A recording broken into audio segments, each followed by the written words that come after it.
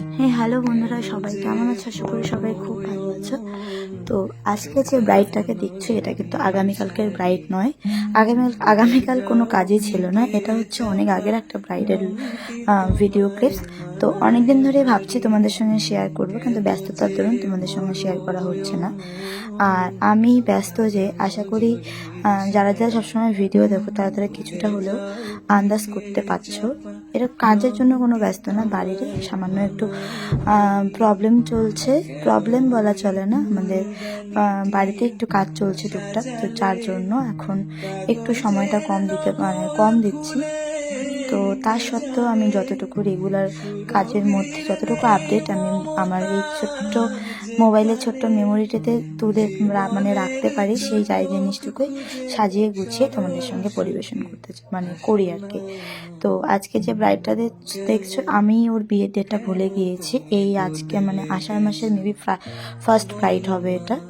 তো আমার ছিল সেদিন কাজ ছিল, আমার এরপরে ওর কাজের পরে আরও একটা কাজ ছিল, ওর কাজটা হঠাৎ করে হয়েছিল। তো ও মেকআপ নিয়েছিল আমার পার্লারে এসে।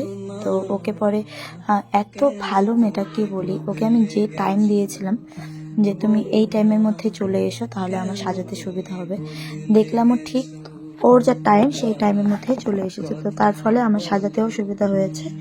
তারপরে আমরা ওকে এখানে আমার পার্লারে সাজিয়ে গুছিয়ে রেডি করে আমরা চলে গিয়েছিলাম সেকেন্ড ব্রাইডের কাছে। আর তার সাথে এবার আমরা ছোট্ট করে ব্রাইডের ইন্ট্রোডাকশন যতটুকু জানি ততটুকু বলি।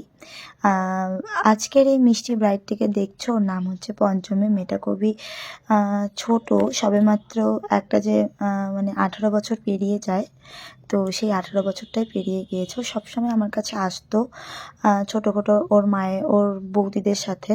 ও নিজেও কখনো কোনো কিছু সার্ভিস নিতে আসেনি, বৌদিদের সঙ্গে আসতো আর আমার ভিডিও সবসময় ফোনে দেখতো। তো দেখেই ওর ভালো লেগেছে।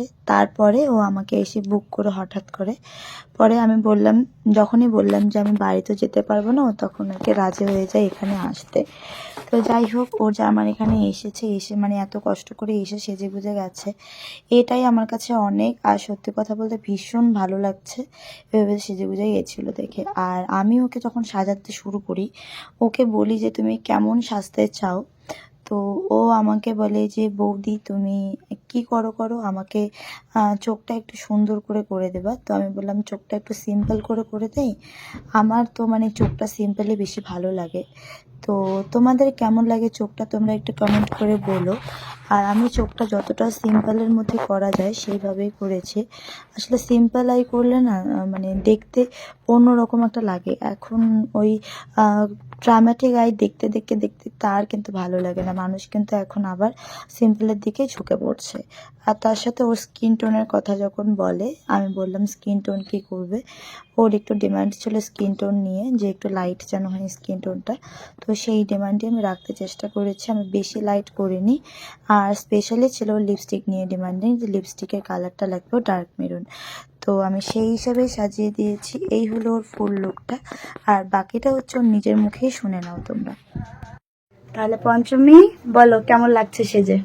খুব ভালো। খুব ভালো? পছন্দ তো? হ্যাঁ। আচ্ছা ঠিক আছে, চোখটা আর একটু বন্ধ করো তো। নেক্সট টাইম আবার আসবা। তোমার বোনকে বলি কেমন লাগছে, দিদিকে বলো ভালো। ভালো লাগছে?